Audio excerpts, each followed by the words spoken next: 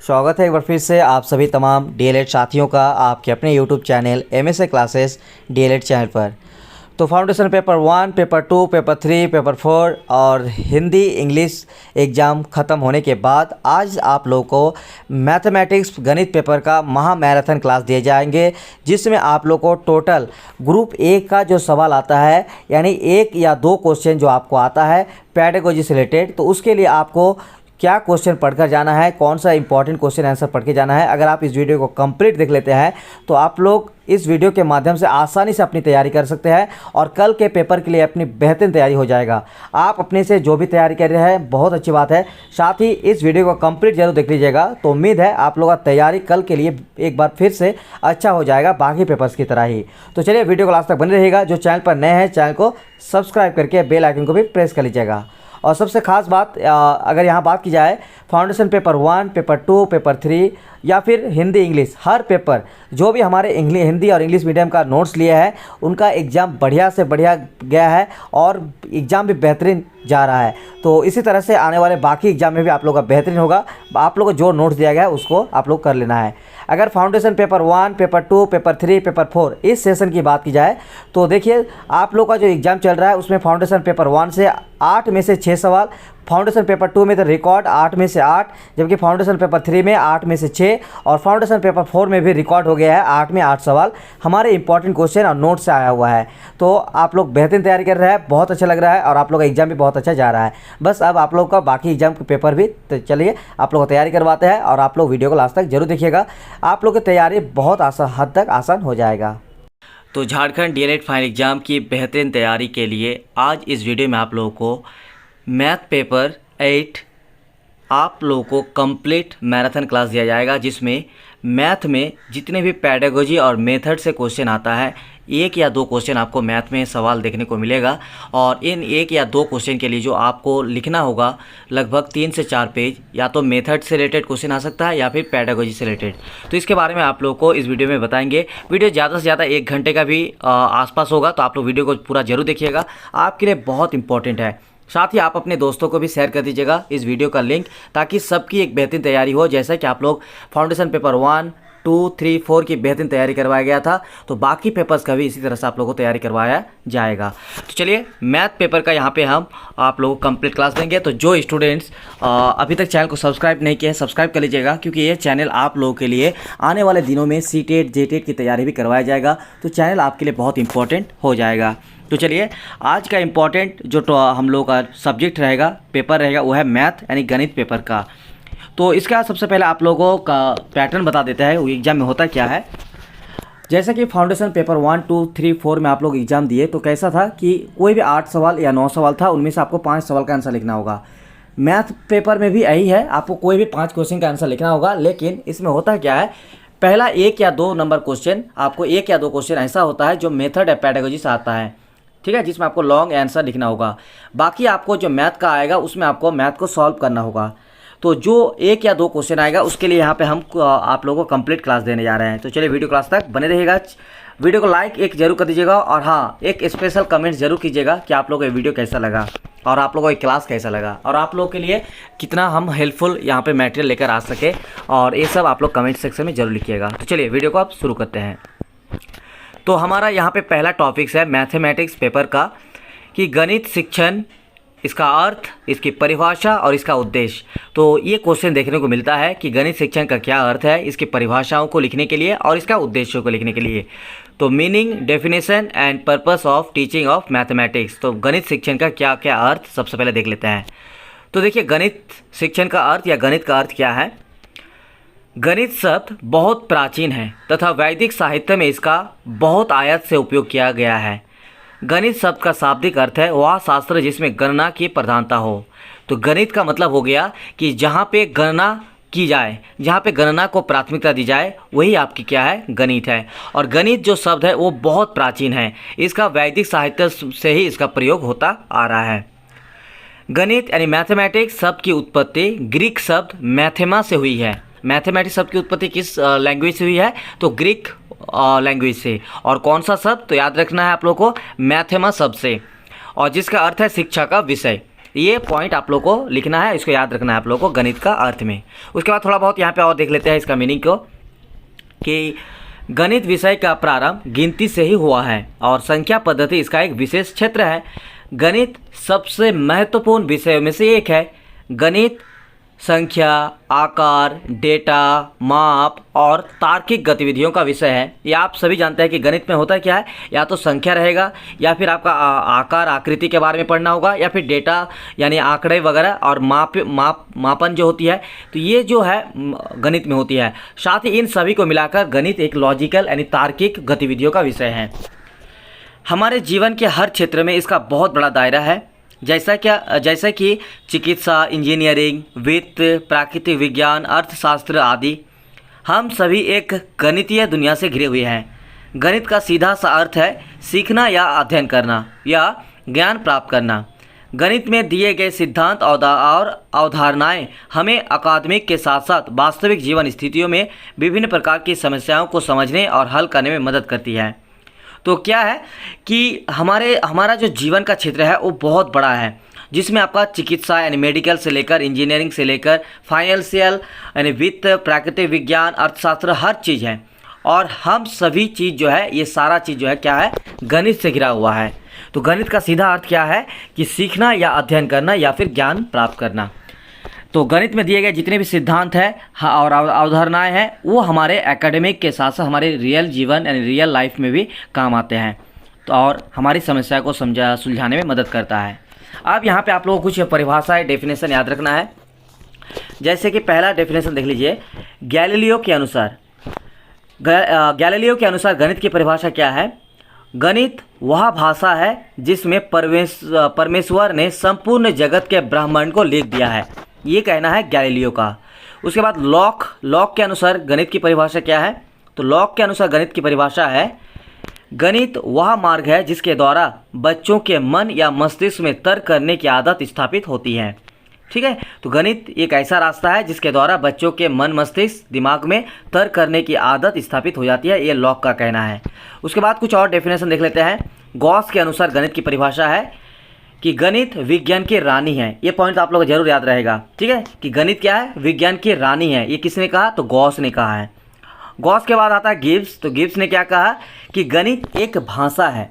Gibbs ने बस इतना कहा कि गणित क्या है, एक लैंग्वेज है। हम लोग जानते हैं कि गणित का कोई लैंग्वेज नहीं होता है, ऐसा मानते हैं नहीं, लेकिन ऐसा नहीं है। गणित क्या है, अपने आप में ही एक लैंग्वेज है, जिसका एक जो है लॉजिकली लैंग्वेज है आप, ठीक है, उसमें तार्किक क्षमता का विकास होती है। तो गिब्स के अनुसार गणित क्या है, एक भाषा है। बेकन के अनुसार गणित की परिभाषा जो है क्या दिया हुआ है कि गणित सभी विज्ञानों का मुख्य द्वार एवं कुंजी है, यानी चाबी है और मेन गेट है गणित सभी सब्जेक्ट का, सभी विज्ञानों का, ठीक है। उसके बाद देखते हैं गणित शिक्षण के कुछ उद्देश्य के बारे में लिखने के लिए आ सकता है आपको एग्जाम में कि गणित शिक्षण के उद्देश्यों को लिखे। तो देखिए कोई भी सवाल आएगा, मान के चलिए कि गणित शिक्षण के उद्देश्यों को लिखे, तो सबसे पहले आपको गणित का मीनिंग वगैरह डेफिनेशन एक दो जरूर लिखना है, ठीक है। उसके बाद आप जो उद्देश्य यहाँ पे दिखा रहे हैं उसको आप लोग को लिखना है। गणित शिक्षण के प्रमुख 3 उद्देश्य निम्नलिखित हैं। पहला, गणित शिक्षण के सांस्कृतिक उद्देश्य। तो गणित शिक्षण अगर दी जाती है बच्चों को, तो ऐसे में उसका क्या क्या उद्देश्य रहेगा, तो आपको इसको ध्यान में रखना है। उसका 3 उद्देश्य प्रमुख है। पहला है गणित शिक्षण का सांस्कृतिक उद्देश्य, गणित शिक्षण का अनुशासनिक उद्देश्य और गणित शिक्षण का व्यावहारिक उद्देश्य। ये 3 पॉइंट आप लोग को याद रखना है और इनको अलग अलग करके आप लोग को डील करना है, यानी डिटेल्स में लिखना है। जैसे गणित शिक्षण के सांस्कृतिक उद्देश्य, तो क्या और कैसे है सांस्कृतिक उद्देश्य, चलिए देख लेते हैं। गणित का एक मुख्य उद्देश्य सांस्कृतिक है। इस उद्देश्य की पूर्ति हेतु तो गणित पढ़ने वाले विद्यार्थियों में कुछ सामान्य आदतों को बनाना होता है। गणित ही एक ऐसा विषय है जिसके अध्ययन से बालकों में तर्क शक्ति का विकास सबसे अधिक होता है। गणित में स्कूल में गणित पढ़ाने का मुख्य उद्देश्य बालकों की तर्क शक्ति का विकास होना चाहिए, ना कि केवल तथ्यों को याद कराना। केवल गणित का एक अच्छा जानने वाला है वही होता है जो दैनिक जीवन में उसके सिद्धांतों का प्रयोग कर सके। गणित पढ़ाने में विधि अधिक महत्वपूर्ण होती है। गणित में तर्क शक्ति के विकास हेतु उसकी स्पष्टता, शुद्धता, परिणामों की वास्तविकता, मूलतः तर्क शक्ति का परिणाम आवश्यक होते हैं, ठीक है। तो गणित का यहाँ पे सांस्कृतिक उद्देश्य आप लोग समझिए होंगे कि जो स्कूलों में गणित पढ़ाने का पहला मुख्य उद्देश्य होता है वो है कि बालकों में जो तर्क शक्ति है उसका विकास होना चाहिए। ठीक है, ऐसा नहीं कि उसको सिर्फ तथ्य को याद करा देना है, उसको तथ्य को याद नहीं कराना है, बल्कि उनकी तर्क शक्ति का विकास करना है। ये गणित का पहला प्रमुख उद्देश्य है। और जब गणित में तर्क शक्ति के विकास हेतु उसकी क्या करते हैं कि स्पष्टता, उसमें शुद्धता, परिणामों की वास्तविकता और ये सभी उसमें आवश्यक सुधार करते हैं। अगला है गणित शिक्षण के अनुशासनिक उद्देश्य। इस उद्देश्य से हमारा अभिप्राय है मानसिक अनुशासन से है। गणित के पढ़ने से बालकों में अनुशासन की भावना उत्पन्न होती है। किसी भी विषय में सीखी बातें तथा सिद्धांतों का प्रयोग सदैव जीवन में होता रहता है। यदि गणित अभ्यास से एक अनुशासन प्रिय, एक बुद्धिमान तथा चतुर विद्यार्थी बन गए तो यह इस बात का प्रमाण देता है कि गणित विषय से बालक में किस प्रकार अनुशासन पैदा हो जाता है। यानी गणित का एक और उद्देश्य क्या है कि मानसिक अनुशासन बना देता है। अगर कोई बच्चा गणित पढ़ने के बाद अनुशासन प्रिय, एक बुद्धिमान और एक चालाक स्टूडेंट बन जाते हैं तो इसका मतलब है कि वो गणित विषय से इस प्रकार जो है बालकों में अनुशासन पैदा हुआ है। इसके अतिरिक्त इस तरह का ज्ञान उसको अन्य विषयों में सहायता प्रदान करता है। इस तरह विद्यार्थी अपने दिन प्रतिदिन के जीवन में एक आवश्यक व्यवहार करता है तथा उसमें अनुशासन की भावना जागृत हो जाती है। गणित शिक्षण के उद्देश्य में अनुशासन एक विशेष स्थान रखता है। चलिए अब आगे देख लेते हैं। गणित शिक्षण के तीसरा और लास्ट उद्देश्य है व्यावहारिक उद्देश्य। तो गणित शिक्षण का एक और उद्देश्य है व्यावहारिक उद्देश्य। गणित का व्यावहारिक उद्देश्य बहुत महत्वपूर्ण है। हमारी आधुनिक सभ्यता के आधार भी गणित ही है। आधुनिक युग विज्ञान का युग है। विज्ञान की खोजों के कारण हमारे जीवन पर बड़ा प्रभाव पड़ा है। इन खोजों के पीछे गणित के सिद्धांत है। बिना गणित के विज्ञान की खोजों में सफलता मिलना असंभव है। प्रत्येक व्यावहारिक कार्य में जैसे नापने, तौलने आदि का बोध गणित के ज्ञान द्वारा ही संभव है। तो जितने भी हम लोग रियल लाइफ में जो भी व्यवहार करते हैं, चाहे वो नापना हो, तौलना हो या फिर कोई भी काम, कपड़ा बनवाना हो, कपड़ा सिलाई करना हो, हर व्यावहारिक कार्य में गणित का बहुत बड़ा उद्देश्य रहता है। हम दैनिक जीवन में मकान बनवाते हैं, कपड़े बनवाते हैं, जूते पहनते हैं, इन सभी कार्यों में गणित का ज्ञान आवश्यक है। एक बिना पढ़ा लिखा किसान भी यह जानता है कि एक एकड़ भूमि में कितनी खाद पड़ेगी, कितना बीज डाला जाएगा और कितनी उपज होगी। सभी लोग प्रतिदिन गणित के अंकों तथा सिद्धांतों का प्रयोग करता है अपने रियल लाइफ में। तो डेली लाइफ में हम लोग देखते हैं कि जो व्यावहारिक उद्देश्य है उसमें गणित कहीं ना कहीं छुपा हुआ है। चाहे आप खाना बना रहे हैं, मम्मी या घर में कोई, तो आपको अंदाज़ा होगा कि वहाँ पे जो खाना बनाने होते हैं तो कितना चावल देना होता है, कितना पानी देना होता है। तो हर व्यावहारिक काम में गणित का बहुत बड़ा मुख्य उद्देश्य है। तो ये रहा गणित का कंप्लीट कर दिया आपका मीनिंग, डेफिनेशन और उसका उद्देश्य। ठीक है। और अगर विशेषता भी लिखने के लिए आ जाए ना तो आपको महत्व विशेषता, तो उसी को जो है जो आपको उद्देश्य बताया उसी को आपको थोड़ा सा चेंज करके लिख देना है अपने लैंग्वेज में, उसका विशेषता वगैरह। ठीक है। जैसे आप लोग अपने डेली लाइफ में क्या क्या करते हैं व्यावहारिक जीवन में, तो सारा चीज़ आपका विशेषता भी है कि गणित के माध्यम से आप ये सब कर रहे हैं, तो ये सब आपको विशेषता महत्व में लिख देना है। चलिए अब सेकेंड टॉपिक हम बात करेंगे कि गणित में न्यूनतम अधिगम स्तर से आप क्या समझते हैं, विस्तार से वर्णन करें। तो गणित में न्यूनतम अधिगम स्तर क्या है। न्यूनतम अधिगम स्तर मतलब हो गया कि न्यूनतम मतलब कम से कम, अधिगम मतलब सीखना और स्तर मतलब लेवल, कम से कम सीखा हुआ लेवल। अब ये क्या है, चलिए इसके बारे में आप लोग क्लास देते हैं। प्राथमिक स्तर पर बच्चों को इतनी जानकारी और समझ अवश्य होनी चाहिए जिससे वे अंकीय और स्थानिक समस्याओं को शीघ्र एवं शुद्धता से हल कर सके। प्राथमिक स्तर पर गणित में ऐसे क्रियाशीलन अवश्य होना चाहिए जो आधारभूत गणितीय प्रयोग को भौतिक एवं तात्कालीन पर्यावरण से प्राप्त अनुभव द्वारा सीखने में सहायक हो। यानी प्राथमिक स्तर पर जो बच्चे होते हैं उनको इतना नॉलेज, उनको इतना अंडरस्टैंडिंग होना चाहिए जिससे वो अंक और स्थानिक की समस्याओं को जो है शीघ्रता से और शुद्धता से हल कर सके, और जो भौतिक और तत्कालीन पर्यावरण है यानी वातावरण है उनके अनुभव से अपने आप को सीखने में सहायता मिले।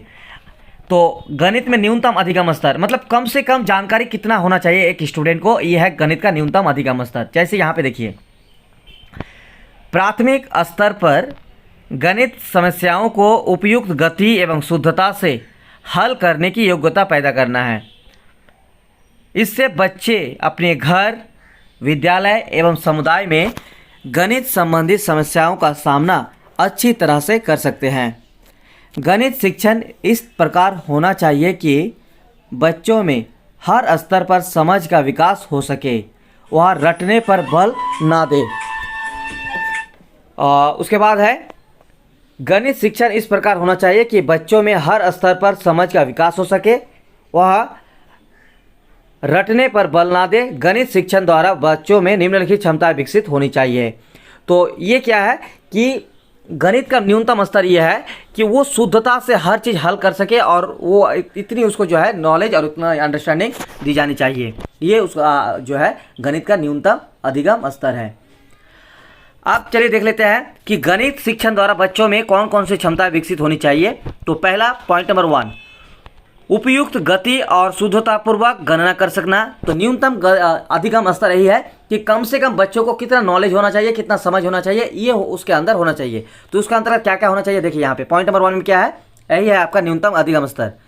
पॉइंट नंबर 1 बता रहा है कि उपयुक्त गति और शुद्धतापूर्वक गणना कर सकना, यानी बच्चे जो है कम से कम शुद्धतापूर्वक स्पष्ट रूप से गणना कर सके और उपयुक्त गति से वो यहाँ पे गणना कर सके। मौखिक कथनों को संकेतों में व्यक्त करना, सही संकेतों का उपयोग कर सकना, और उसके बाद है सही संकेतों का उपयोग कर सकना। तो ये सब जो है गणित शिक्षण द्वारा बच्चों में निम्नलिखित क्षमताएं विकसित होनी चाहिए। उसके बाद है रेखा चित्रों के रूप में गणितीय तथ्य आदि को समझ बनाना, दैनिक जीवन की समस्याओं को हल करने में गणितीय नियमों, तथ्यों एवं कुशलताओं का उपयोग कर सकना। तो गणित से रिलेटेड जो भी न्यूनतम अधिगम होना चाहिए वही आपका न्यूनतम अधिगम स्तर है। अब देखिए कि क्षमताओं का निर्धारण व विकास कैसे होगा। तो प्राथमिक स्तर के बच्चों के लिए मुख्य गणितीय तथ्य, नियमों, प्रक्रियाओं आदि को निम्नलिखित 5 अधिगम क्षेत्रों में वर्गीकृत किया गया है, यानी 5 अधिगम क्षेत्रों में बांटा गया है। पहला, पूर्ण संख्याएं और संख्याओं को समझ सकना, पूर्ण संख्याओं के साथ जोड़, घटाव, गुणा एवं भाग की संक्रिया कर सकना। यानी प्राइमरी बच्चे जो है कम से कम इतना नॉलेज होना चाहिए, इतना अंडरस्टैंडिंग होना चाहिए। ये 5 क्षेत्रों में बांटा गया है। यही आपका है न्यूनतम अधिगम स्तर, मिनिमम लेवल ऑफ मिनिमम आपका क्या होता है, लर्निंग लेवल। पूर्ण संख्याएं और संख्याएं का समझ सकना, पूर्ण संख्याओं के साथ जोड़, घटाव, गुणा एवं भाग की संक्रिया कर सकना, माप के मानक मात्रक जैसे कि मुद्रा, समय, लंबाई, वजन, धारिता, इस पर आधारित दैनिक जीवन की समस्याओं को हल कर सकना। यानी अगर आप मान लीजिए मैथ पढ़ा रहे बच्चे को 1 to 5 यानी प्राथमिक स्तर बच्चे को, अगर बच्चों को ये सब नॉलेज है, इसका मतलब है कि उसमें न्यूनतम जो अधिगम स्तर होना चाहिए बच्चों में गणित का, वो उसको मिल गया है। भिन्न, दशमलव और प्रतिशत का प्रयोग कर सकना, यानी बच्चा जो है भिन्न, दशमलव और प्रतिशत का भी नॉलेज होना चाहिए। आसपास उपलब्ध ज्यामितीय आकृतियों और उनका स्थान विशेष से संबंध समझ सकना, यानी जैसे मान लीजिए कि कोई आपका गोल घर, पटना का जो गोल घर है, तो बच्चा देखाते कि हाँ ये गोल है, मतलब वृत्त के आकार का है या अर्धवृत्त का आकार का है, ठीक है। या फिर कोई बिल्डिंग है या कोई मकान है, तो देखो ये आयताकार मकान है। कोई उसको आप एक बक्सा दे दिए वर्गाकार, तो बोल देगा हाँ ये वर्ग का। तो इस तरह से जो ज्यामितीय आकृतियाँ है उसको समझ बना पाएगा अपने जो है रियल लाइफ में, डेली लाइफ में। ये है न्यूनतम अधिगम स्तर। एक यहाँ पे पॉइंट आप लोग को हम करवा दे रहे हैं, ये क्वेश्चन आप लोग लिख सकते हैं एग्जाम में अगर आ जाता है तो, लेकिन ये बहुत कम आता है, फिर भी आपको इसको नॉलेज होना जरूरी है कि गणित विषय की पूर्व तैयारी, यानी बच्चों को गणित विषय जो पढ़ाना है तो उससे पहले क्या पूर्व तैयारी होना चाहिए। तो देखिए, बच्चों से विभिन्न वस्तुएँ जैसे कंकड़, तीलियों का बाँस की खपची, पत्तियाँ आदि संकलित करना, संग्रहित वस्तुओं का समूहन एवं अवलोकन कराना। सबसे पहले इन सभी वस्तुओं को क्या करना है, संकलित यानी इकट्ठा कराना होगा, और जो भी इकट्ठा किया हुआ है उनका समूहन और अवलोकन कराना होगा। एक एक संगतता के आधार पर समूह का बड़ा या छोटा होने की जानकारी प्राप्त कराना, आकार एवं लंबाई के अनुसार वस्तुओं की तुलना कराना, मोटाई, वजन और धारिता के अनुसार वस्तुओं को सजाना, कार्डबोर्ड की सहायता से विभिन्न प्रकार की आकृतियाँ बनाना, लंबाई, आकार तथा साइज आदि गुणों के आधार पर विभिन्न प्रकार की वस्तुओं का वर्गीकरण कराना, किसी दिए हुए स्थान पर एक बिंदु अंकित कर उसके आसपास स्थित अन्य वस्तुओं में कौन नज़दीक है, कौन दूर है और कौन सबसे दूर है, इसकी पहचान कराना। तो ये गणित विषय की पूर्व तैयारी है। अगर इस तरह से आप लोग बच्चे को पढ़ाएंगे तो उसमें जो है गणित शिक्षण का प्रभावी तरीके से विकसित हो पाएगा। और लास्ट यहाँ पे आप लोग को टॉपिक करवाएंगे वो है गणित शिक्षण की विधियाँ। लेकिन विधियाँ बहुत सारे हैं और इन सभी विधियों का आपको लगभग सभी विधियों का इस वीडियो में हम करवाएंगे जो एग्जाम में आने का बहुत ज़्यादा चांस रहता है।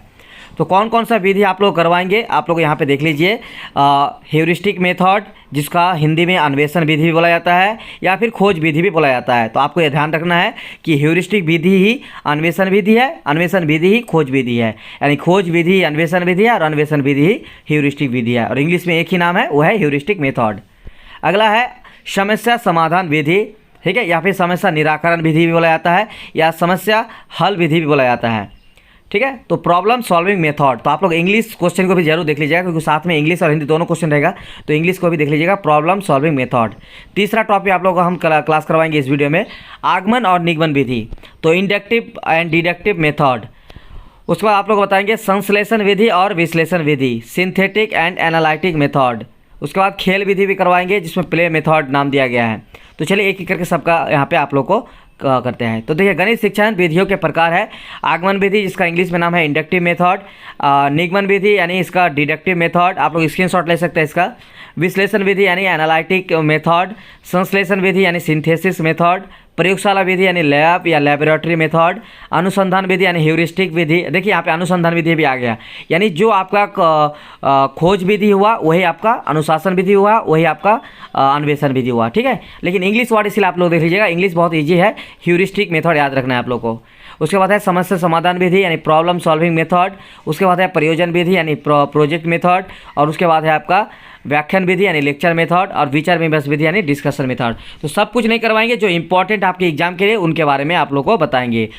तो चलिए अब स्टार्ट करते हैं। तो जो चैनल पर नए हैं अभी तक चैनल को सब्सक्राइब नहीं किया, सब्सक्राइब कर लीजिएगा, बेल आइकन को प्रेस कर लीजिएगा क्योंकि आने वाले दिनों में सीटेट जेटेट की तैयारी भी इसी चैनल के माध्यम से होता रहेगा। और साथ ही आप लोग एक कमेंट जरूर कीजिएगा, और जो लाइक नहीं किया है प्लीज़ आप लोगों से रिक्वेस्ट रहेगा, आप लोग लाइक करते हैं तो बस कुछ ज़्यादा कुछ नहीं मिलता, बस मोटिवेट होता है और आप लोगों के लिए आने वाले दिन में और ज़्यादा अच्छा करने की कोशिश रहेगा। तो वीडियो को लाइक जरूर कर दीजिएगा। तो आप जितने भी विधि है कंप्लीट करेंगे, वीडियो को पूरा देखते रहिए लास्ट तक, आपके एग्जाम के लिए बहुत जरूरी है। अगर आप इस वीडियो को पूरा देख लेते हैं तो आप इतना भरोसा रखिए, आपका मैथमेटिक्स में जो पेडागोजी से क्वेश्चन आएगा, एक या दो क्वेश्चन, वो दो क्वेश्चन आपका यहाँ पे हम पूरा कवर करने की कोशिश कर रहे हैं, ठीक है। तो पहला है आगमन विधि। तो आगमन विधि का अर्थ क्या है, इसका स्वरूप क्या है, इंडक्टिव मेथड। चलिए देख लेते हैं। आगमन विधि उस विधि को कहते हैं जिसमें विशेष तथ्यों तथा घटनाओं के निरीक्षण तथा विश्लेषण द्वारा सामान्य नियम और सिद्धांतों का निर्माण किया जाता है। इस विधि में ज्ञात से अज्ञात की ओर, विशिष्ट से सामान्य की ओर तथा स्थूल से सूक्ष्म की ओर नामक शिक्षण सूत्रों का प्रयोग किया जाता है। तो आगमन विधि क्या है सर, कि आगमन विधि में आपका होता क्या है कि विशेष तथ्यों और घटनाओं का निरीक्षण और विश्लेषण द्वारा सामान्य नियम और सिद्धांतों का निर्माण किया जाता है। और इस विधि में होता क्या है, ज्ञात से अज्ञात की ओर, विशिष्ट से सामान्य की ओर और स्थूल से सूक्ष्म की ओर। तो ये पॉइंट आपको ध्यान में रखना है, याद रखना है। और निगमन विधि जस्ट इसका उल्टा होगा, वो होगा आपका निगमन विधि में अज्ञात से ज्ञात की ओर, सामान्य से विशिष्ट की ओर और स्थूल से सूक्ष्म की ओर सामान्य, ठीक है। तो आगमन विधि में क्या है, पहले आपको उदाहरण दिया जाएगा और फिर आपको नियम दिया जाएगा, यही है आगमन विधि। और निगमन विधि में क्या होता है, पहले नियम दिया जाएगा फिर आपका उदाहरण दिया जाएगा। दूसरे शब्दों में इस विधि का प्रयोग करते समय शिक्षक बालकों के सामने पहले उन्हीं के अनुभव क्षेत्र से विभिन्न उदाहरणों के संबंध में निरीक्षण, परीक्षण तथा ध्यानपूर्वक सोच विचार करके सामान्य नियम अथवा सिद्धांत निकालवाता है। तो आगमन विधि के क्या क्या पद है, तो देखिए सबसे पहले आगमन विधि मैंने आगमन विधि के माध्यम से अगर पढ़ाएंगे बच्चों को तो उसमें कौन कौन सा आपको प्रोसेस लाना है, कौन कौन सा पद आपका यूज करना है, देख लेते हैं। पहला आप लोगों को क्या पता है, आगमन विधि में क्या है, उदाहरण से नियम की तरफ जाएगा। और निगमन में क्या होता क्या है कि पहले नियम और बाद में उदाहरण। तो आगमन विधि में पहले उदाहरण प्रस्तुत होगा। इस सोपान में बालकों के सामने एक ही प्रकार के अनेकों उदाहरण प्रस्तुत किए जाते हैं। फिर उसका क्या होगा, विश्लेषण होगा। ऐसे सोपान में प्रस्तुत किए हुए उदाहरणों का बालकों से निरीक्षण कराया जाता है और उसके पश्चात शिक्षक बालकों से विश्लेषणात्मक प्रश्न पूछता है और अंत में उन्हें उदाहरणों में से सामान्य तथ्य की खोज करके एक ही परिणाम पर पहुंचने के लिए प्रोत्साहित किया जाता है, यानी इसका विश्लेषण किया जाता है। विश्लेषण के बाद फिर उसका सामान्यीकरण किया जाता है। इस सोपान में बालक क्या करते हैं, सामान्य नियम निकालते हैं और फिर परीक्षण होता है कि इस सोपान में बालकों द्वारा निकाले हुए सामान्य नियमों की विभिन्न उदाहरण द्वारा परीक्षा की जाती है और एक नियम बन जाता है, एक सिद्धांत आ जाती है। ये हुआ आगमन विधि के पद। तो चलिए अब आपको आगमन विधि के गुण और दोष के बारे में यहाँ पे क्लास देने जा रहे हैं। लेकिन आप लोग यहाँ पे हम कुछ बातें बता दें कि आगमन विधि के गुण और दोष, अगर आप आगमन विधि के बारे में कुछ भी लिखने के लिए आए तो उसका गुण दोष जरूर लिखिएगा। इसके अलावा अगर आपको मान लीजिए कि क्वेश्चन आ गया कि इसके आगमन विधि के गुण दोष को लिखे, फिर भी आपको आगमन विधि के बारे में कुछ पॉइंट लिखना है जो आप लोग अभी क्लास दिए, और उसके बाद गुण दोष को भी लिखिएगा। इसी तरह से जो भी आपको विधि पूछेगा, चाहे निगमन विधि हो, अन्वेषण विधि हो, उसमें भी आप लोग गुण दोष लिखना होगा। ठीक है, तो चलिए अब आगमन विधि के गुण देख लेते हैं। तो आगमन विधि द्वारा बालकों को नवीन ज्ञान को खोजने के लिए प्रशिक्षण मिलता है। यह प्रशिक्षण उन्हें जीवन में नए नए तथ्यों को खोज निकालने के लिए सदैव प्रेरित करता रहता है। अतः विधि शिक्षण की एक मनोवैज्ञानिक विधि है। तो ये एक मनोवैज्ञानिक विधि है क्योंकि इसमें बच्चा क्या होता है कि बच्चों को उदाहरण प्रस्तुत की जाती है, तो बच्चा खुद से ही खोज कर जो है नियम बनाने की कोशिश करता है। आगमन विधि में ज्ञात से अज्ञात की ओर तथा सरलता से जटिल की ओर और चलकर मूर्त उदाहरण द्वारा बालकों से सामान्य नियम निकलवाए जाते हैं। इससे वे सक्रिय तथा प्रसन्न रहते हैं। इसमें बच्चा क्या होगा, एक्टिव होगा, वो सक्रिय रहेगा और खुश भी रहते हैं। चलिए अब आगे देख लेते हैं कि ज्ञान अर्जन हेतु उनकी रुचि निरंतर बनी रहती है एवं उनमें रचनात्मक चिंतन, आत्मविश्वास आदि अनेक गुण विकसित हो जाते हैं। आगमन विधि में ज्ञान प्राप्त करते हुए बालक को सीखने के लिए प्रत्येक स्तर को पार करना पड़ता है। इससे बालक शिक्षण प्रभावशाली बन जाता है। इस विधि में बालक उदाहरणों का विश्लेषण करते हुए सामान्य नियम एवं स्वयं निकालते हैं। सामान्य नियम एवं सिद्धांत स्वयं निकाल लेते हैं। इससे उनका मानसिक विकास सफलतापूर्वक हो जाता है। यानी बच्चों को अगर उदाहरण प्रस्तुत की जाएगी और वो अगर उन उदाहरण के माध्यम से विश्लेषण करके अगर सामान्य नियम और सिद्धांत निकालेंगे तो इससे क्या होगा, उनका मानसिक विकास बहुत ज़्यादा होगा। इस विधि द्वारा प्राप्त किया हुआ ज्ञान स्वयं बालकों का खोजा हुआ ज्ञान होता है। अतः ऐसा ज्ञान उनके मस्तिष्क का एक स्थायी अंग बन जाता है। यहाँ पे स्पेलिंग गलत दिया गया है, ठीक है, इसको काट देना है, ये स्थायी अंग बन जाता है। उसके बाद देखिए, यह विधि व्यावहारिक जीवन के लिए अत्यंत लाभप्रद है। अतः यह विधि एक प्राकृतिक विधि है। तो यह क्या है, एक मनोवैज्ञानिक और साथ ही प्राकृतिक विधि है। आप देख लेते हैं इस विधि के कुछ दोष भी है, जैसे इस विधि द्वारा सीखने में शक्ति एवं समय दोनों अधिक लगते हैं क्योंकि बच्चों को उदाहरण दी जाती है और बच्चे खोज कर निकालते हैं, तो इसमें क्या होगा, बहुत ज़्यादा समय लगेगा, बहुत ज़्यादा शक्ति का प्रयोग करना पड़ेगा। यह विधि छोटे बालकों के लिए उपयुक्त नहीं है। इसका प्रयोग केवल बड़े और वह भी बुद्धिमान बालक ही कर सकता है। यानी जो बुद्धिमान बालक होगा, जो बड़े क्लास के बच्चे होंगे, वही इसको कर सकता है। छोटे बालकों के लिए तो उतना उपयुक्त नहीं है। सामान्य बुद्धि वाले बालक तो प्रायः प्रतिभाशाली बालकों द्वारा निकाले हुए सामान्य नियमों को आंख मीचकर स्वीकार कर लेते हैं। यानी अगर उदाहरण प्रस्तुत की जाएगी, उसका विश्लेषण करके कोई नियम बना दी जाएगी, तो जो प्रतिभाशाली बालक होते हैं, जो बुद्धिमान बालक होते हैं, वो तो निकाल लेंगे, लेकिन उनके जो नियम होगा, उनका जो सिद्धांत होगा, जो सामान्य बुद्धि वाले होंगे, वो क्या करेंगे, उनको आँख बंद करके उसको स्वीकार कर लेंगे। ये इसका दोष है। आगमन विधि द्वारा सीखते हुए यदि बालक किसी अशुद्ध सामान्य नियम की ओर पहुंच जाए तो उन्हें सत्य की ओर लाने में अनेक कठिनाइयों का सामना करना पड़ता है। यानी अगर किसी बच्चों को उदाहरण प्रस्तुत की जाए और विश्लेषण के माध्यम से वो कोई गलत या अशुद्ध सामान्य नियम बना लेते हैं, तो फिर उसको जो है सत्य की ओर यानी सही की ओर लाने में थोड़ा कठिनाई का सामना करना होता है। ये भी एक इसका क्या है, दोष है। आगमन विधि द्वारा केवल सामान्य नियमों की खोज ही की जा सकती है। अतः इस विधि द्वारा प्रत्येक विषय की शिक्षा नहीं दी जा सकती है। यानी हर विषय की शिक्षा इसमें नहीं दी जा सकती है क्योंकि ये आपका खोज पर डिपेंडेंट है। यह विधि स्वयं में अपूर्ण है। इसके द्वारा खोजे हुए सत्य की परख करने के लिए निगमन विधि आवश्यक है। यानी जो नियम बन गया है, ठीक है, उस नियम को अब जाँच करने के लिए फिर निगमन विधि की भी आवश्यकता होगी। आगमन विधि ही एक ऐसी विधि है जिसके द्वारा सामान्य नियम अथवा सिद्धांतों की खोज की जा सकती है। इस विधि द्वारा शिक्षण करते समय यह आवश्यक है कि शिक्षक उदाहरणों तथा प्रश्नों का प्रयोग बालकों के मानसिक स्तर को ध्यान में रखते हुए करे। इससे उसकी नवीन ज्ञान को सीखने में उत्सुकता निरंतर बढ़ती रहेगी। ये हुआ आगमन का गुण दोष कंप्लीट। अब देख लेते हैं निगमन विधि और उनका गुण दोष। तो निगमन विधि जस्ट आगमन का उल्टा होगा, ठीक है। निगमन जैसे आगमन में क्या बताए कि उदाहरण से नियम की ओर, ठीक है। इसमें होगा कि नियम बताया जाएगा उसके बाद उदाहरण। तो निगमन विधि वह विधि है जिसमें एक विशिष्ट नियम एवं सूत्र बच्चों को बताकर विभिन्न उदाहरणों से उसका प्रयोग, उसके नियम सूत्र सत्यता की जांच की जाती है। यह बच्चों के लिए अत्यंत सरल विधि है।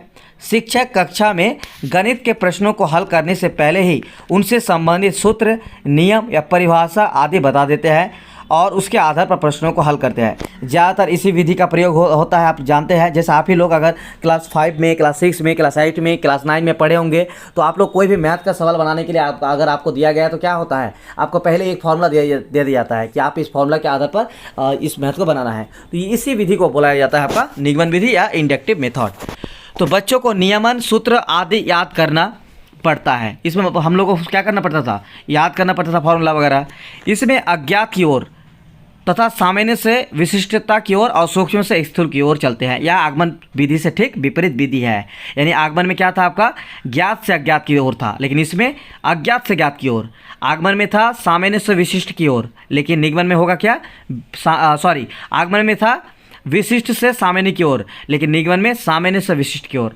और आगमन में था आपका स्थूल से सूक्ष्म की ओर, और इसमें होगा निगमन में इस सूक्ष्म से स्थूल की ओर। तो यह आगमन विधि का जस्ट उल्टा है, ऑपोजिट है।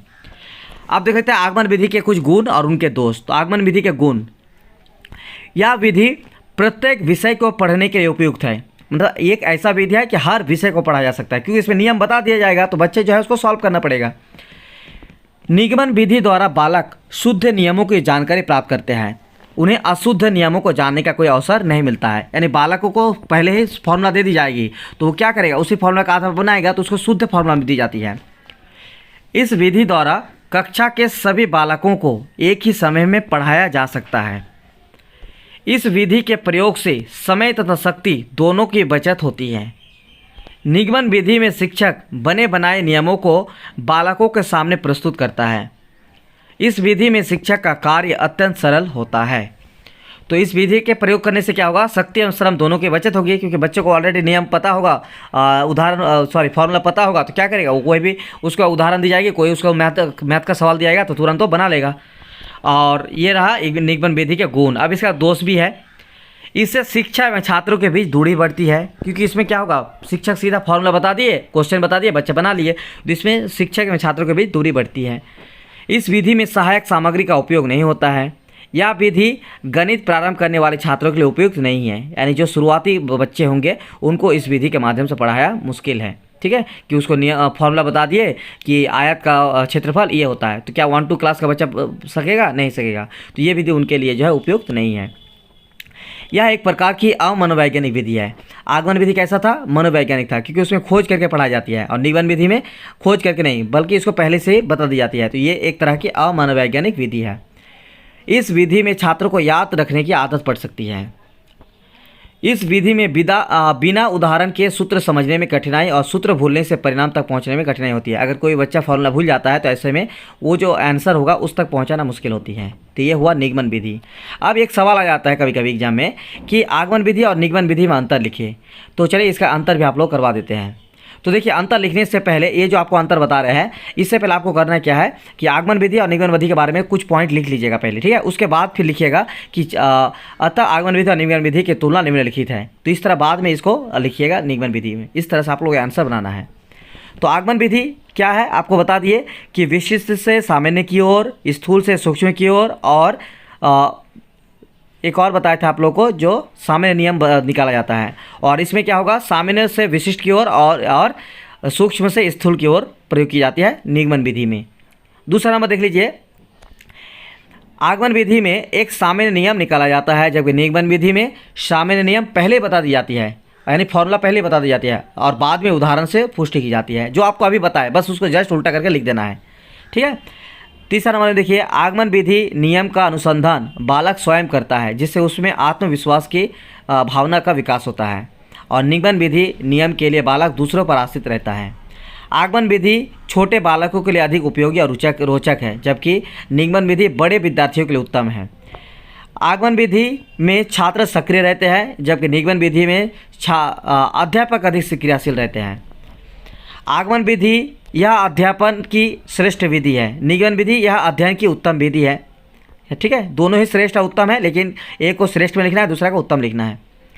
इस विधि द्वारा किसी तथ्य को सीखने में अधिक समय लगता है और निगमन विधि में इस विधि द्वारा सीखने में समय कम लगता है। आगमन विधि में बालक को स्वतंत्र रूप से सोचने एवं तर्क करने के अवसर मिलते हैं, जबकि निगमन विधि में चिंतन में तर्क करने के अवसर प्राप्त नहीं होते हैं। आगमन विधि एक अनुसंधान का मार्ग है, जबकि निगमन विधि अनुकरण का मार्ग है। आगमन विधि नियम के भूल जाने पर विद्यार्थी उसकी पुनः खोज कर सकते हैं, जबकि निगमन विधि नियम के भूल जाने पर विद्यार्थी उसे प्रायः फिर से याद नहीं कर पाते हैं। यह एक मनोवैज्ञानिक विधि है, यह एक अमनोवैज्ञानिक किंतु व्यावहारिक विधि है निगमन विधि। ठीक है, तो ये आप लोग कर लीजिएगा। अब चलते हैं एक और इम्पॉर्टेंट टॉपिक्स, वो है ह्यूरिस्टिक विधि यानी ह्यूरिस्टिक मेथड। इसका कई नाम है। ठीक है, इसका अनुसंधान विधि भी कहा जाता है, अन्वेषण विधि बोला जाता है, खोज विधि बोला जाता है। इसलिए आप लोग इंग्लिश वर्ड को जरूर याद कर लीजिएगा, ह्यूरिस्टिक मेथड, और इंग्लिश वर्ड को जरूर देखिएगा क्वेश्चन में। तो ह्यूरिस्टिक विधि के जन्मदाता है प्रोफेसर हेनरी एडवर्ड आर्मस्ट्रॉन्ग। इस पॉइंट को याद रखना है आप लोगों को कि ह्यूरिस्टिक विधि का जन्मदाता कौन है, professor Henry Edward Armstrong. Armstrong ने इस विधि का आधार हर्बर्ट स्पेंसर के इस कथन पर रखा कि बालकों को जितना कम संभव हो बताया जाए और उनको जितना अधिक संभव हो खोजने को प्रोत्साहित किया जाए। ये कहना था हर्बर्ट स्पेंसर का जो थ्योरी था, और इसी के अकॉर्डिंग जो है आर्मस्ट्रॉन्ग ने इस विधि का आधार रखा था। यह विधि विज्ञान शिक्षण के लिए विशेष रूप से उपयोगी है। अंग्रेजी के शब्द ह्यूरिस्टिक की उत्पत्ति ग्रीक शब्द ह्यूरिस्के से हुई है। ये पॉइंट आप लोग याद रखना है कि अंग्रेजी के जो शब्द है ह्यूरिस्टिक, जो आप लोग अभी मेथड करवा रहे हैं ह्यूरिस्टिक मेथड, तो ये जो ह्यूरिस्टिक है इसकी उत्पत्ति हुआ है ग्रीक लैंग्वेज से। और कौन सा वर्ड, तो याद रखना है ह्यूरिस्को से हुई है। और ह्यूरिस्को का अर्थ है मैं खोजता हूँ। ह्यूरिस्टिक विधि को अन्वेषण विधि या खोज विधि या फिर अनुसंधान विधि भी कहा जाता है। इस विधि में practice makes a man perfect तथा लर्निंग बाय डूइंग दो प्रमुख शिक्षण सूत्रों का प्रयोग किया जाता है। यह विधि निर्माणात्मक है, सूचनात्मक नहीं। तो इस विधि में क्या है कि practice makes a man perfect तथा लर्निंग बाय डूइंग यानी करके सीखना, ये दोनों, practice makes a man perfect यानी अभ्यास करना बच्चों परफेक्ट बनाता है एक आदमी को। तो ये करके सीखना और इस तरह की जो दो विधि है प्रमुख शिक्षण सूत्र, ये ह्यूरिस्टिक मेथड के अंतर्गत आता है। इस विधि का प्रमुख उद्देश्य बालकों में खोज की प्रवृत्ति को जागृत करना है। बालकों के सामने ऐसी परिस्थितियां उत्पन्न कर दी जाती है कि वे स्वयं अन्वेषण के लिए उत्सुक हो जाते हैं। इस विधि में बालक पर ज्ञान भार के रूप में लादा नहीं जाता है, उन्हें स्वयं सत्य की खोज के लिए प्रेरित किया जाता है। आर्मस्ट्रॉन्ग का विश्वास था कि यदि छात्र को स्वयं सत्य की खोज के लिए प्रेरित किया जाए तो वह इसमें विशेष आनंद का अनुभव करता है। यानी इसमें होता क्या है कि बालकों के सामने एक ऐसी परिस्थिति उत्पन्न कर दी जाती है जिससे वे खुद खोज कर अन्वेषण करके, ठीक है, उसका जो है सॉल्यूशन निकालने की कोशिश करता है। तो ये एक बहुत अच्छा विधि है, इसको माना गया है। तो ह्यूरिस्टिक विधि की परिभाषा दी गई है प्रोफेसर आर्मस्ट्रॉन्ग ने। क्या कहा है देखिए, प्रोफेसर आर्मस्ट्रॉन्ग ने कहा है कि अन्वेषण वह विधि है जिसमें हम छात्रों को अन्वेषक या खोजकर्ता की स्थिति में रखते हैं, यानी बच्चों को जो है खोजकर्ता बना देते हैं। इस तरह की विधि को कहा गया है अन्वेषण विधि। ये आपका डेफिनेशन आपको याद रखना है, इसको ध्यान में रखना है। चलिए अगला है ह्यूरिस्टिक विधि के उद्देश्य। यहाँ पे ये पॉइंट आप लोग, क्योंकि अलग से ह्यूरिस्टिक विधि आ जाएगा ना तो उसका उद्देश्य भी लिखने के लिए आ सकता है। तो यहाँ पे कुछ उद्देश्य आप लोगों को बता रहे हैं, इसको आप लोगों को नोट डाउन कर लीजिएगा, इसको तैयारी कर लीजिएगा। ह्यूरिस्टिक विधि के कुछ प्रमुख उद्देश्य है, जैसे छात्रों में वैज्ञानिक प्रवृत्तियों का विकास करना, छात्रों को अन्वेषण तथा अनुसंधानकर्ता के रूप में पहचानना, छात्रों को स्वयं ज्ञान, सत्य तथा तथ्यों को खोज करने के लिए उपयुक्त वातावरण एवं मौके प्रदान करना, छात्रों में जिज्ञासा, वस्तुनिष्ठा, साहस, धैर्य, छात्रों में तर्क और अनुभव पर आधारित निष्कर्ष हेतु निर्माण करना। तो ये 5 प्रमुख उद्देश्य है ह्यूरिस्टिक विधि के, ठीक है, क्योंकि इसमें बच्चे खुद खोज कर ही सीखते हैं। अब ह्यूरिस्टिक विधि के कुछ गुण हैं, चलिए देख लेते हैं। ह्यूरिस्टिक विधि सबसे पहले तो यहाँ एक मनोवैज्ञानिक तथ्यों पर आधारित है, इसलिए मनोवैज्ञानिक विधि है। ह्यूरिस्टिक विधि का गुण है कि वैज्ञानिकता के दृष्टिकोण का विकास करना, मानसिक शक्तियों का विकास करना, यानी मानसिक यानी मेंटली तौर पर जो है शक्तियों का विकास करेगा, शारीरिक एवं मानसिक क्रियाओं में समन्वय स्थापित करना, अनुसंधान की प्रवृत्ति का विकास करना, आत्मनिर्भरता का विकास करना, इस विधि में छात्र सक्रिय रहता है और अतः क्रियाशीलता का सिद्धांत लागू होता है। यह विधि अन्य विधियों की अपेक्षा सरल एवं कम समय लेने वाली होती है। इस विधि में छात्रों की रुचि तथा कार्य करने की इच्छा अन्य विधियों की अपेक्षा अधिक होती है। इस विधि में का प्रयोग करने से छात्रों को विषय का वास्तविक ज्ञान होता है। छात्रों समस्या का चयन एवं उसका हल भी आसानी से किया जा सकता है। ये हो गया। चलिए आप देख लेते हैं ह्यूरिस्टिक विधि के दोष।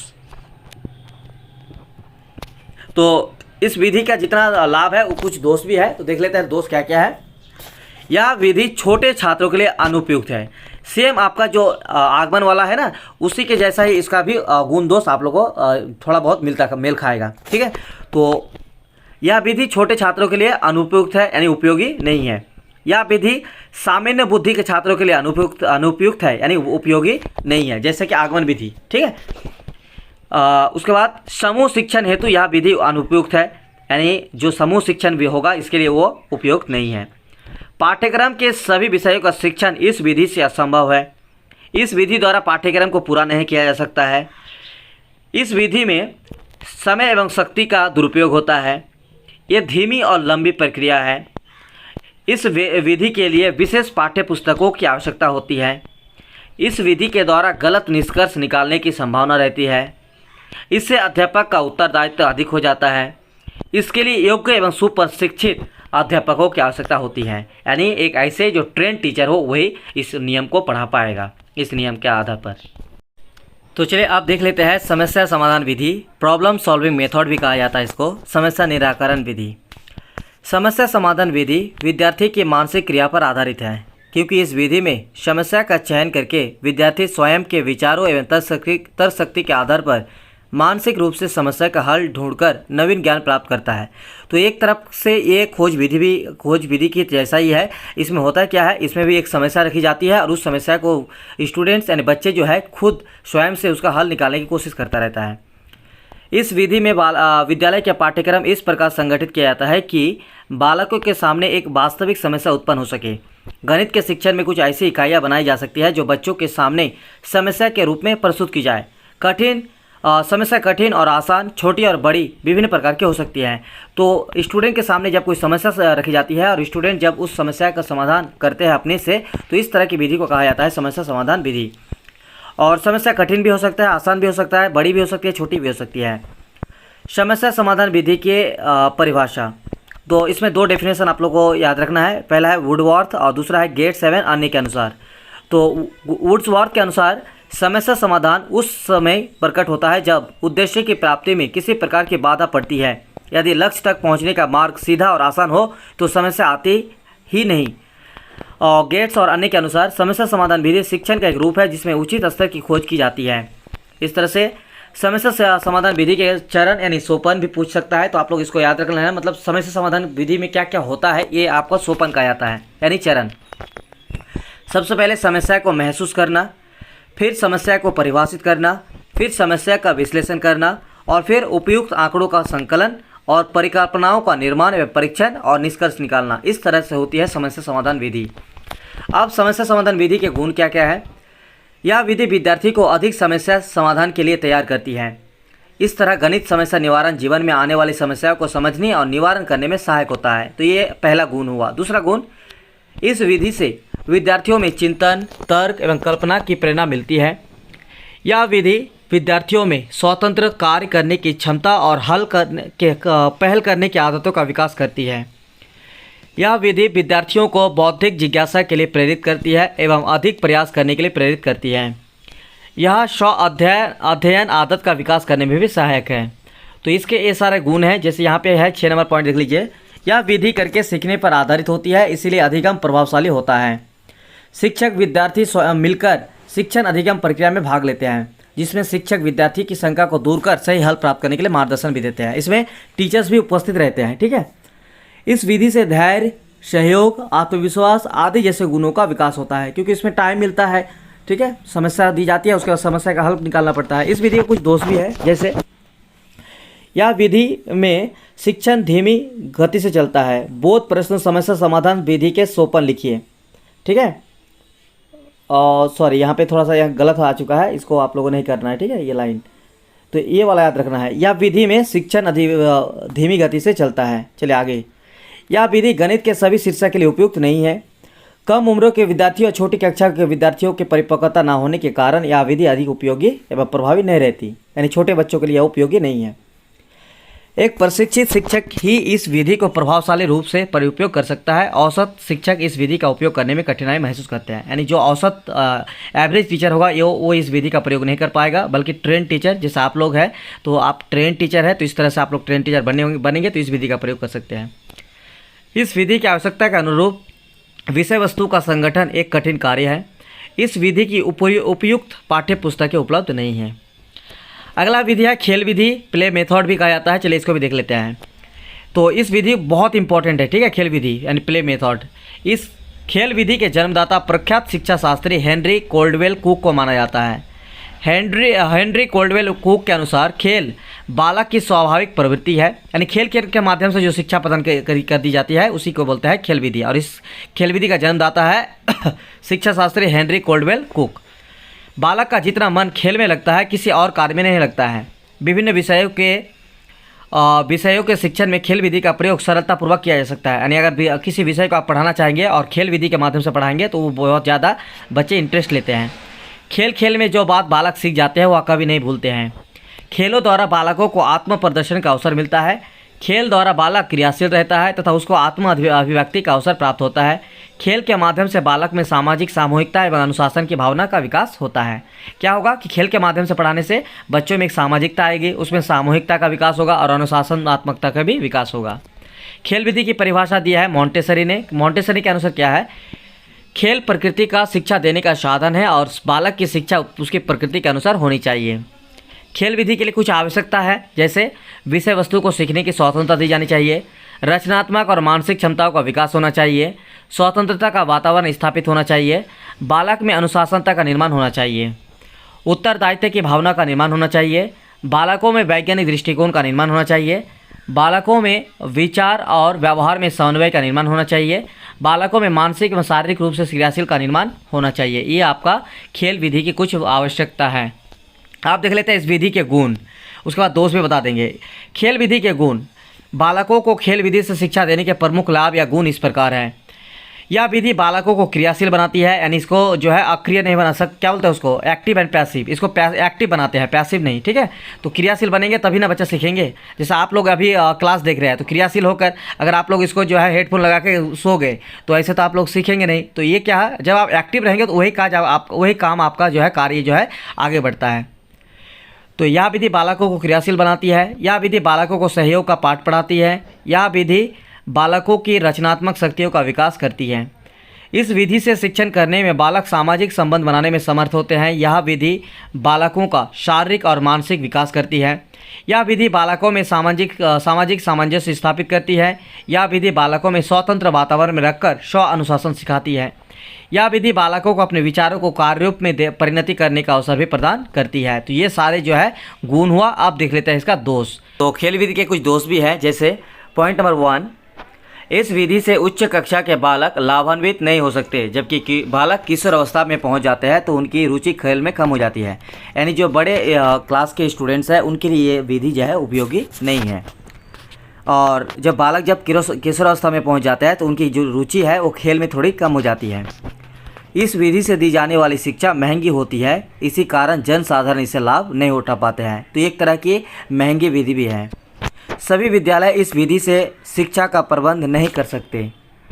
अगला है, इस विधि से शिक्षा देने में प्रशिक्षित शिक्षकों की कमी पड़ सकती है, यानी एक ट्रेन टीचर ही इस विधि का प्रयोग कर सकते हैं, ठीक है। तो ऐसे में प्रशिक्षित शिक्षकों की कमी पड़ सकती है इस विधि में। अगला है, इस विधि से जो शिक्षक प्रशिक्षण कार्य करते हैं उनको विशेष प्रशिक्षण की आवश्यकता होती है, यानी एक विशेष प्रशिक्षण लिए हुए टीचर से इस विधि के माध्यम से पढ़ा सकते हैं। तो आप देख लेते हैं विश्लेषण विधि। तो विश्लेषण विधि में क्या है, विश्लेषण का अर्थ है अलग करने की प्रक्रिया। यहाँ एनालिटिक शब्द एनालिसिस से बना है, अतः इसमें अलग करने की प्रक्रिया अपनाई जाती है। इसमें हम समस्या को हल करने के लिए उसे सरल हिस्सों में तोड़ देते हैं। इस विधि में हम अज्ञात से ज्ञात की ओर अग्रसर होते हैं। यानी विश्लेषण विधि में क्या होता है कि ये एनालिसिस से बना है, एनालिटिक। और एनालिटिक शब्द क्या कहता है कि इसमें जो है समस्या को हल करने के लिए उसे पहले सरल हिस्सों में तोड़ दिया जाता है और फिर उसके बारीकी से उसका अध्ययन की जाती है। और इस विधि में हम क्या करते हैं, अज्ञात से ज्ञात की ओर जाते हैं, और या फिर हम कह सकते हैं कि हम निष्कर्ष से कल्पना की ओर जाते हैं। इस विधि में विद्यार्थी समस्या के हल के अंत से आरंभ करके समस्या के हल के आरंभ तक पहुंच जाता है। यानी जो समस्या है उसके जो हल का अंत है वहां से स्टार्ट करके समस्या के हल के आरंभ तक पहुंचना यहाँ इस विधि का ये गुण है। किसी भी समस्या को हल करने के लिए पूर्व ज्ञान, तर्क, विचार एवं सूझबूझ की सहायता ली जाती है। आप देख लेते हैं विश्लेषण विधि के कुछ गुण। यह विधि विद्यार्थियों की शंका का समाधान करते हुए विषय समझने में सहायता करती है। इस विधि में विद्यार्थी रुचि लेते हैं क्योंकि यह मनोवैज्ञानिक विधि है। यह सोचने समझने की शक्ति एवं जिज्ञासा का विकास करती है। यह विद्यार्थियों को रटने के लिए प्रोत्साहित नहीं करती है। यह विद्यार्थियों में मौलिकता, आत्मविश्वास और सृजनात्मकता का विकास करती है। तो इस विधि के माध्यम से मौलिकता, आत्मविश्वास और सृजनात्मकता का भी विकास होती है। साथ ही इस विधि के माध्यम से रटने की जो प्रवृत्ति है उसको भी प्रोत्साहित नहीं करती है।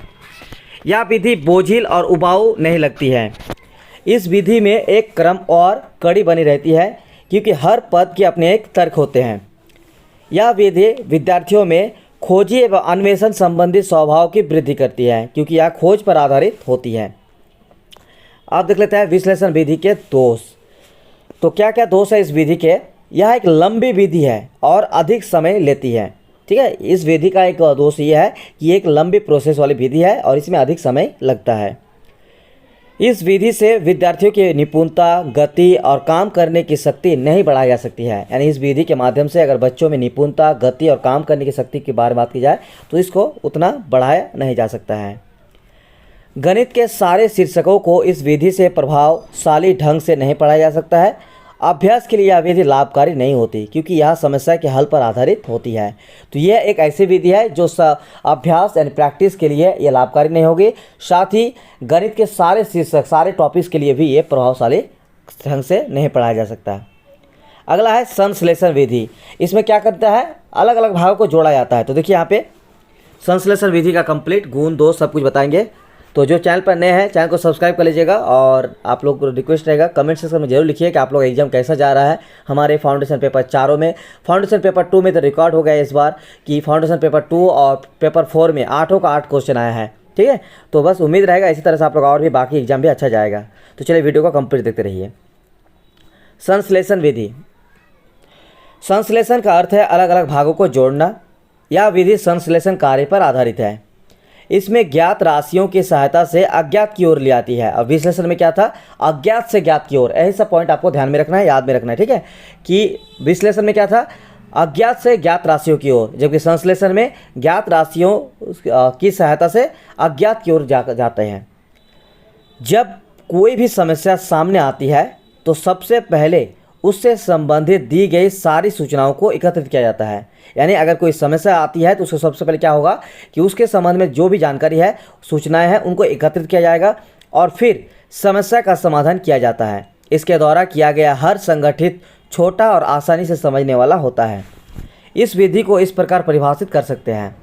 संश्लेषण विधि उस विधि को कहा जाता है जिसमें किसी समस्या को हल करने के लिए उस समस्या से संबंधित दी गई सूचनाओं के आधार पर ज्ञात से अज्ञात तक पहुंचा जा सके। अगला है संश्लेषण विधि के गुण। तो इस विधि के कुछ गुण भी है, जैसे यहाँ पे देखिए, यह विधि अभ्यास के लिए उपयोगी है। यह विधि सरल एवं स्वाभाविक है, इसलिए इस विधि में कमज़ोर छात्र भी लाभान्वित होते हैं। इस विधि का गुण क्या है कि अभ्यास के लिए उपयोगी है, लेकिन विश्लेषण विधि क्या था, अभ्यास के लिए उपयोगी नहीं था। और यह विधि सरल भी है और स्वाभाविक भी है, इसलिए इस विधि में कमज़ोर छात्र भी जो है लाभान्वित हो जाते हैं। इस विधि में समय और शक्ति की बचत होती है, लेकिन विश्लेषण विधि में क्या था, आपका समय और शक्ति की बचत नहीं होती है। यह विधि समस्याओं के हल को सुव्यवस्थित रूप से प्रस्तुत करती है और यही कारण है कि विद्यार्थी सरलता से समझ भी पाते हैं। इस विधि में हम उन तथ्यों को पेश करते हैं जो पहले ही खोजे जा चुके हैं, इसलिए यह विधि विचारों की उत्पत्ति है। यह विधि मनोवैज्ञानिक सिद्धांतों पर आधारित है, इसलिए यह मनोवैज्ञानिक विधि है क्योंकि यह हमें ज्ञात से अज्ञात की ओर ले जाती है। अब देखिए इस विधि के कुछ दोष भी है। ठीक है, तो दोष क्या क्या है, इस विधि के द्वारा विद्यार्थियों में मौलिकता और नए तथ्यों को खोजने की भावना का विकास नहीं हो पाता। यानी विद्यार्थियों में अगर मौलिकता और नए तथ्य खोजने की बात की जाए तो ये इसका विकास संश्लेषण विधि में नहीं हो पाएगा। यह विधि विद्यार्थियों के मन में कई शंकाएं उत्पन्न करती है और इसके लिए कोई स्पष्टीकरण नहीं देती है। इस विधि में क्रमवार चलने पर भी कई बार कैसे हुआ अनुत्तरित हो रहता है। यानी इसमें क्वेश्चन आ जाता है कि ये अगर हुआ तो कैसे हुआ, इस तरह स्टूडेंट के मन में सवाल आ जाता है। क्योंकि यह विधि केवल निर्देश देने वाली विधि है, इसीलिए यह वैज्ञानिक नहीं है और इसमें विद्यार्थियों में खोजी प्रवृत्ति का विकास नहीं होता। यह विधि रट्टा लगाने पर बल देती है, क्योंकि यदि एक भी पद भूल गए तो आगे बढ़ना मुश्किल होता है। तो यह विधि एक तरह से रट्टा लगाने जैसा ही है। यानी ये आपका जो रट्टा मतलब क्या, कोई भी चीज़ आप रट्टा मतलब याद कर लिया मतलब उस चीज़ भूलने का ज़्यादा संभावना रहता है, तो उसी को रट्टा कहते हैं। तो इस विधि से जो है ये होती है कि रट्टा लगाने पर बल देती है। अगला है गृह कार्य अधिक होता है। इस विधि में गृह कार्य यानी होमवर्क ज़्यादा दी जाती है, क्योंकि अध्यापक विद्यार्थी के संबंध में नहीं आता, इसीलिए इस विधि द्वारा पढ़ाने पर अनुशासनहीनता की समस्या आती है। आप देखिए इन दोनों विधियों में अंतर भी आ जाता है कभी कभी क्वेश्चन, तो देख लेते हैं संश्लेषण विधि और विश्लेषण विधि में अंतर। ठीक है, और जैसे कि आप लोग आगमन विधि और निगमन विधि करवा दिए, आप यहाँ पे संश्लेषण और विश्लेषण विधि के बारे में बताएंगे। तो देखिए संश्लेषण विधि और विश्लेषण विधियों की तुलना। तो सबसे पहले संश्लेषण विधि, अगर आप संश्लेषण विधि के बारे में जो भी जानते हैं जस्ट उसका उल्टा कर देना है विश्लेषण विधि में। देख लीजिए संश्लेषण विधि ज्ञात से अज्ञात की ओर, जबकि विश्लेषण विधि अज्ञात से ज्ञात की ओर। संश्लेषण विधि प्रक्रिया के छोटे छोटे भागों को मिलाकर एक संयुक्त इकाई के रूप में प्रस्तुत किया जाता है, जबकि विश्लेषण में क्या था कि प्रक्रिया को छोटे छोटे भागों में विभक्त कर लिया जाता है। ठीक है, संश्लेषण में जोड़ा जाएगा और विश्लेषण में तोड़ा जाएगा छोटे छोटे भागों में। देखिए संश्लेषण विधि में अध्यापक अधिक क्रियाशील रहते हैं और विद्यार्थी निष्क्रिय रहते हैं, जबकि विश्लेषण विधि में क्या है, इसमें अध्यापक और विद्यार्थी दोनों ही चिंतन क्रिया में भाग लेते हैं। इस विधि के प्रयोग से विद्यार्थियों में वैज्ञानिक दृष्टिकोण का विकास नहीं होता है, जबकि विश्लेषण में यह एक वैज्ञानिक और अनुसंधान की विधि है। ठीक है, उसके बाद ठीक, यह एक तार्किक व्याख्या की विधि है और यह एक मनोवैज्ञानिक विधि है। इसमें विद्यार्थी को पहले से तैयार सामग्री उपलब्ध हो जाती है तथा अधिक परिश्रम नहीं करना पड़ता। इसमें विद्यार्थी ज्ञान की खोज स्वयं करते हैं। बस अगर आप ये पॉइंट याद रखेंगे ना तो होगा क्या कि आपको ये वाला जो है पढ़ के जाना है एग्जाम में। अगर मेरी तरफ से ये आप लोगों को सजेशन रहेगा कि संश्लेषण और विश्लेषण विधि में अंतर पढ़ के जाइएगा, तो या तो अंतर आएगा तो अंतर लिख सकते हैं, या फिर अगर संश्लेषण के बारे में आएगा तो संश्लेषण के बारे में आप लोग को डिटेल्स में लिख सकते हैं। ठीक है, इसके बारे में अगर विश्लेषण आए तो विश्लेषण के बारे में लिख दीजिएगा जो यहाँ पे आप लोगों को दिया हुआ है। तो इस तरह से आप ये वाला पॉइंट ज़्यादा जरूर करके जाना है। ठीक, तो 5 नंबर पर देखिए यह एक तार्किक व्याख्या की विधि है, जबकि विश्लेषण यह एक मनोवैज्ञानिक विधि है। इसमें विद्यार्थी को पहले से तैयार सामग्री उपलब्ध हो जाती है तो अधिक परिश्रम नहीं करना पड़ता। इसमें विद्यार्थी ज्ञान की खोज स्वयं करते हैं। किसी भी समस्या को हल करने में प्रयुक्त विभिन्न क्रियाओं को करने का कोई ठोस कारण नहीं होता। इसमें समस्या को हल करने में प्रत्येक क्रिया को करने का एक विशेष कारण होता है। यह एक सूक्ष्म और सुंदर विधि है, एक लंबी और कुछ अटपटी विधि है। इसमें विद्यार्थी को विषय का उथला ज्ञान ही प्राप्त होता है।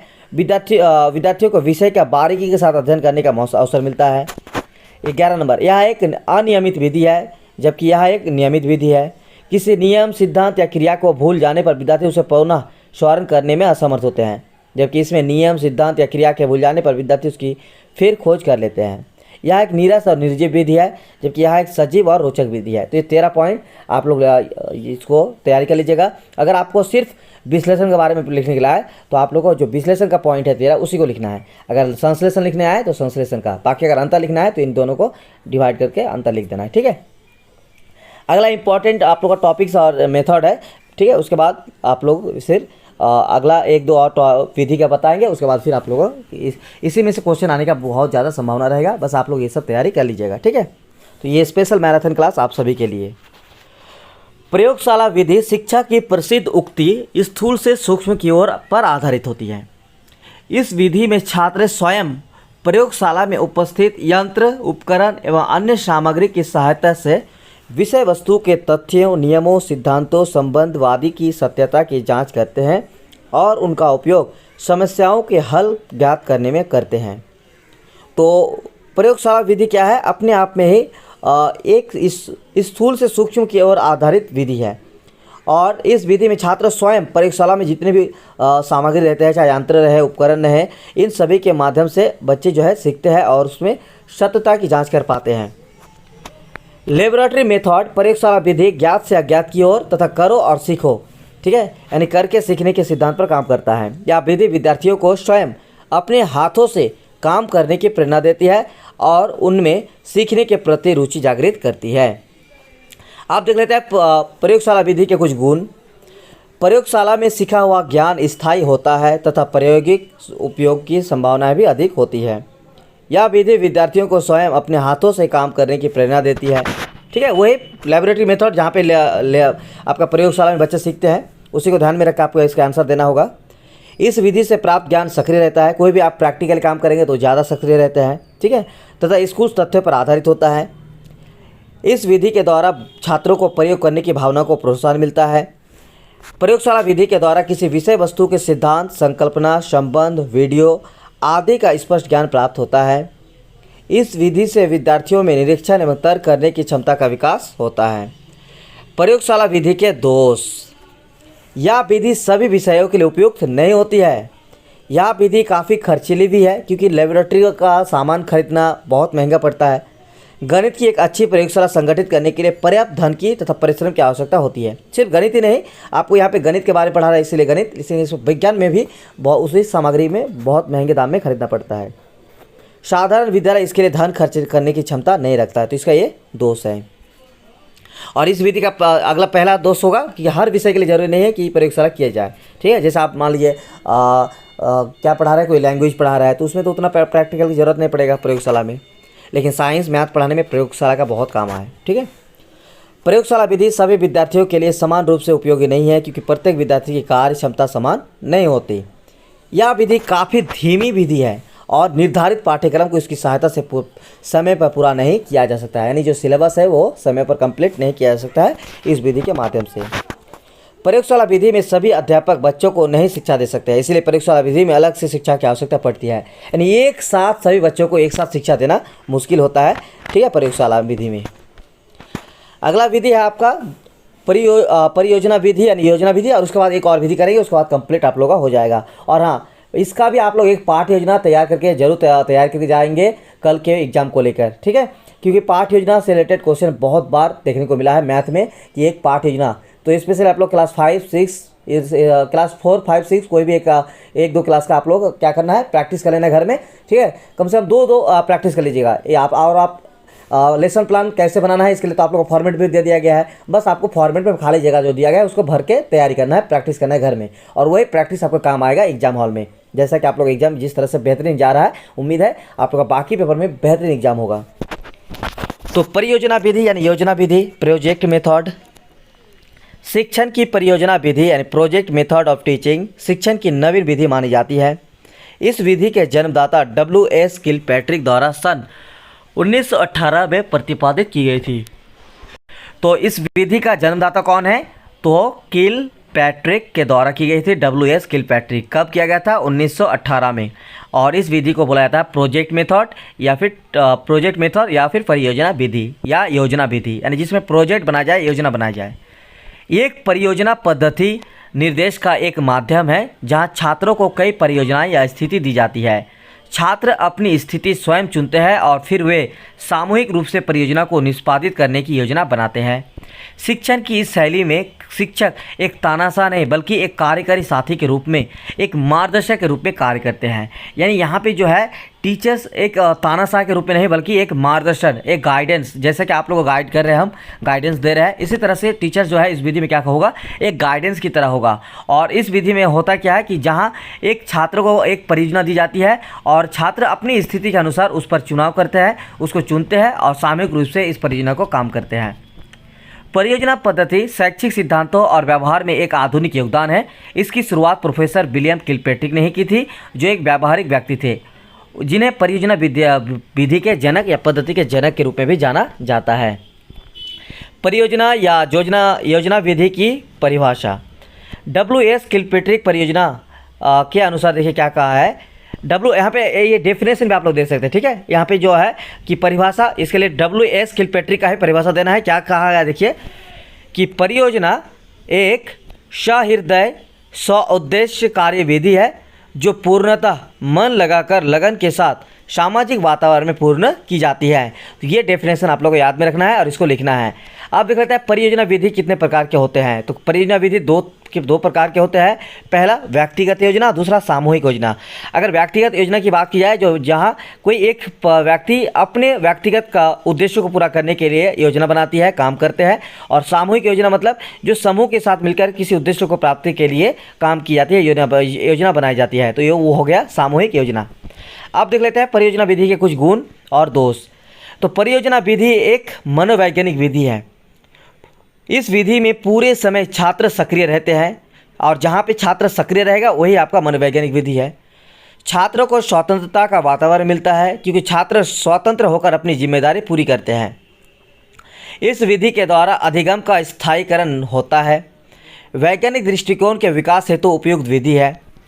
विद्यार्थियों ने कार्य करने में आत्मविश्वास वृद्धि होती है। विद्यार्थियों में क्या होगा, जो कार्य करने की आत्मविश्वास है उसमें वृद्धि होगी। सामाजिकता की भावना का विकास होगा। बालक करके सीखता है क्योंकि इसमें करके सीखने पर बल देता है। छात्रों में प्रयोग करने की क्षमता का विकास होता है। पर्यावरण संबंधी ज्ञान में भी वृद्धि होती है। आप देख लेते हैं इस विधि के कुछ दोष भी है। प्रोजेक्ट मेथड का फॉल्ट्स, यह अधिक खर्चीली विधि है लेबोरेटरी मेथड की तरह। इस विधि में अधिक समय भी अधिक लगता है, ये भी लेबोरेटरी मेथड की तरह। ठीक है, इस विधि में अधिक खर्चीला भी है, महंगा भी है और साथ ही ये समय भी बहुत लेता है। अधिक संसाधनों की आवश्यकता होती है। इस विधि के द्वारा गहन अध्ययन संभव नहीं है। व्यावहारिक ना होने के कारण है विधि अधिक प्रचलन में नहीं है। और अगर परियोजना विधि बनाने के लिए कहा जाए इसका सोपान क्या क्या है, तो इसका टोटल 6 सोपान है। पहला कि परिस्थिति उत्पन्न करना, दूसरा परियोजना का चयन करना, तीसरा परियोजना का रूपरेखा बनाना, चौथा क्रियान्वयन होना, पांचवा मूल्यांकन करना, छठा लेखा जोखा प्रस्तुत करना, प्रतिवेदन। चलिए अब लास्ट आप लोग का मेथड कराएंगे वो है इकाई विधि, यूनिट मेथड के बारे में। वर्तमान समय की महत्वपूर्ण एवं आधुनिक विधि मानी जाती है। हेनरी सी मॉरिसन ने 1956 में सर्वप्रथम पाठ योजना तैयार करने के लिए इकाई विधि दी थी, जो बाद में शिक्षण विधि के रूप में स्थापित हुई। इसीलिए इस विधि के प्रवर्तक एच.सी. मॉरिसन माने जाते हैं। ठीक है, तो इस विधि का देखिए यहाँ पे क्या है कि यह एक आधुनिक विधि मानी जाती है और इसका जो है सर्वप्रथम पाठ्य योजना तैयार कर इकाई विधि दी थी वो थे हेनरी सी मॉरिसन। कब दिया था, तो 1956। ये आप लोगों को याद रखना है। और यह बाद में शिक्षण विधि के रूप में स्थापित हो गई, इसलिए इस विधि को जो है प्रवर्तक एच.सी. मॉरिसन को ही माना जाता है। इकाई विधि में सर्वप्रथम हर्बर्ट ने जो योजना प्रस्तुत की उसे हर्बर्ट की पंचपदी योजना कहा जाता है, जो कि आप लोग ऑलरेडी क्लास दे दिया गया है। ठीक है, फाउंडेशन पेपर 434 में, जिसमें हर्बर्ट स्पेंसर का आपका एग्जाम में भी आया हुआ है ये क्वेश्चन। इकाई विधि को यूनिट सिस्टम भी कहते हैं। शिक्षा के क्षेत्र में सामान्य रूप से इस विधि का प्रयोग 1920 से ही हुआ है। इस विधि में संपूर्ण पाठ्यक्रम को कुछ खंडों में बांटकर यूनिट्स बना ली जाती है और प्रत्येक यूनिट में उससे संबंधित उपलब्धियों का समावेश कर छात्रों को उनका अध्ययन कराया जाता है। इकाई एक ऐसा शैक्षणिक साधन है जो छात्रों को सीखने संबंधी क्रियाओं में शारीरिक एवं मानसिक रूप से व्यस्त रहता है और उन्हें नई परिस्थितियों के साथ समायोजन कर सकने के योग्य बनाता है।